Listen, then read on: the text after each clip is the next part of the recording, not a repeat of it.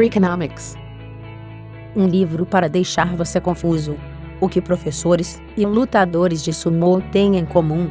Trapaça é o ponto principal do capítulo. O elo entre os professores e os lutadores de sumô é um incentivo. O lutador que detém uma posição no ranking dos melhores tem todas as mordomias possíveis, como dinheiro, pessoas que o atendem, mais comida. Devido a isso, essa posição é sempre muito cobiçada entre os lutadores, fazendo que nas disputas alguns lutadores que já têm uma certa posição entreguem o jogo aos outros que pretendem entrar. Já para os professores, o governo federal tornou obrigatório os provões, oferecendo incentivos através das notas dos alunos, onde as escolas e professores podem perder dinheiro em caso de médias ruins e ganhar caso contrário. E este foi o meio que os professores encontraram para trapacear, pois começaram através de diversos meios a fraudar os provões para obter as recompensas. O capítulo trata da trapaça dentro das salas de aula, onde os professores tentam influenciar o desempenho da turma, para que o mesmo seja visto como um bom professor e que ele consiga os bônus que isso traz. Os lutadores de sumô negociam vitórias e derrotas, a fim de conseguirem uma posição no ranking entre os melhores lutadores. Em que a Ku Klux Klan se parece com corretores de imóveis. O principal ponto do capítulo é pautado na informação, que é a chave para se ter vantagem. Utilizando informação privilegiada sobre imóveis que possuem, corretores tentam levar até você um negócio que vai render a eles o melhor lucro. Seus clientes, sem as informações necessárias, acabam aceitando qualquer negócio que eles insistam em fechar. Durante todo o período que essa seita esteve ativa, ela arrebanhou vários seguidores que pagavam taxas para se manterem nessa organização. Houve um jornalista que sempre foi contra preconceitos e quis combater essa seita. Então ele descobriu a importância da informação para si. Ele descobriu que os membros não estavam lá por ideologia, e sim para terem algum lugar para ficar longe de casa. E a maioria destes membros eram pessoas sem instrução e eram enganadas com muita facilidade. O jornalista utilizou destas informações como munição para zombar Elias. Logo, a clã perdeu força e começou a afundar. Tudo isso porque ele percebeu o poder da informação em si. A Ku Klux Klan foi um grupo cujo poder, à semelhança dos políticos e dos corretores de imóveis, em grande parte resultava da sonegação de informações. Uma vez nas mãos erradas, boa parcela da superioridade do grupo vira pó. Porque os traficantes continuam morando com as mães. Um estudioso PhD em sociologia estava interessado em entender como os jovens constroem suas identidades. Para tal, ele foi a campo fazer entrevistas em bairros pobres de negros em Chicago.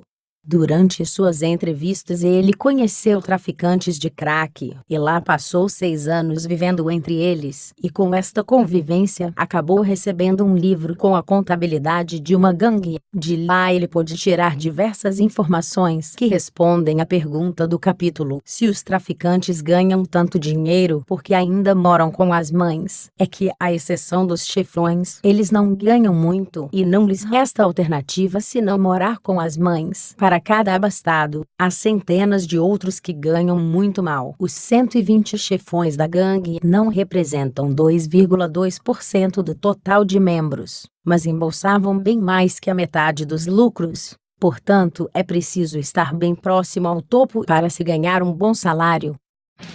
Onde foram parar todos os criminosos? Quando a criminalidade começou a cair no início dos anos 90, essa queda foi tão rápida que surpreendeu todo mundo. Alguns especialistas precisaram de vários anos para sequer reconhecer que a criminalidade estava diminuindo, mas as provas levaram uma série de especialistas a apresentar hipóteses para explicar a queda na criminalidade. Muitas destas teses apresentadas não explicavam a efetiva queda da criminalidade. E levantando vários dados, os autores chegaram à conclusão que a queda de fato tinha relação com a legalização do aborto nos anos 60. Estudos mostraram que uma criança nascida em um ambiente familiar adverso tem muito mais probabilidade que outras de se tornar um bandido. e as milhões de mulheres pobres, solteiras e adolescentes, isto é, cujos filhos, se nascidos, teriam mais probabilidade do que outras crianças de se tornarem criminosos, agora tinha a escolha de fazer aborto. Esse processo viria a produzir um efeito drástico no futuro distante. Há anos mais tarde, justamente quando essas crianças não nascidas atingiriam a idade do crime, o índice de criminalidade começou a despencar. Não foi o controle sobre as armas nem uma economia em crescimento, ou as novas estratégias políticas, o que finalmente reverteu a onda americana de criminalidade, mas o fato de o número de criminosos em potencial ter caído drasticamente. O que faz um pai ser perfeito? Os pais realmente instruídos, bem-sucedidos e saudáveis tendem a ter filhos que se saem bem na escola. Para os pais, e os especialistas em parentalidade, que estejam encantados com técnicas de criação de filhos, isso pode ser uma má notícia. Quando se pega um livro sobre como criar filhos, já é tarde demais. A maior parte das coisas importantes foi decidida há muito tempo. Quem somos? Com quem nos casamos? Que tipo de vida levamos? Se você é inteligente, trabalhador, instruído, ganha bem e está casado com alguém igualmente privilegiado, seus filhos têm grandes chances de se dar bem na vida. Porém, não se trata tanto do que você faz como pai, mas de quem você é. Os pais que adotam filhos são quase sempre mais inteligentes, mais instruídos e mais bem pagos do que os pais biológicos. No entanto, as vantagens dos pais adotivos fazem pouca influência sobre o desempenho escolar do filho. Ao se tornarem adultos, os filhos adotivos já deram uma guinada expressiva quanto ao destino que lhes fora reservado, comparados a crianças similares que não foram entregues à adoção. Observou-se que os adotados são muito mais propensos a frequentar a universidade, conseguir empregos bem remunerados. Os pais não vão ser perfeitos o tempo inteiro, não tem como não errar, e isso é natural. O capítulo 6 aborda o seguinte tema: de que modo o nome de um indivíduo pode interferir na vida do mesmo. É sabido que os pais possuem um grande temor quanto ao futuro dos filhos, sendo que a preocupação de qual nome escolher é uma das primeiras que surgem quando eles recebem a grande novidade. Um caso interessante aconteceu na cidade de Nova York.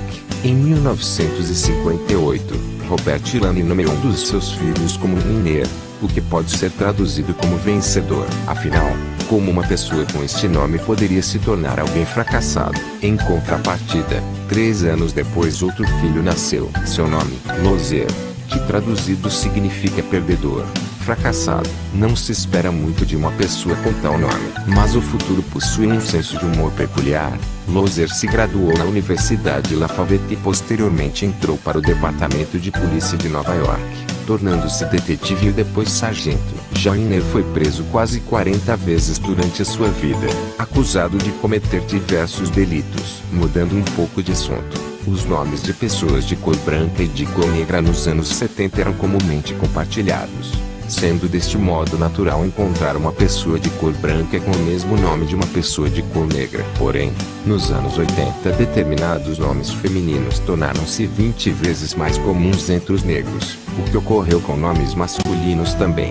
Mas este processo aconteceu de modo relativamente mais lento. As pessoas de cor negra começaram a batizar seus filhos com nomes excêntricos e exclusivos. Tal mudança ocorreu principalmente devido ao movimento Black Power. Segundo os autores, o nome não é uma causa do sucesso ou fracasso de um sujeito, mas sim um indicador do mesmo. Existem outras variáveis como renda familiar, influência de grupos sociais e grau de instrução dos pais que podem refletir no nome da futura criança e, consequentemente, no seu destino.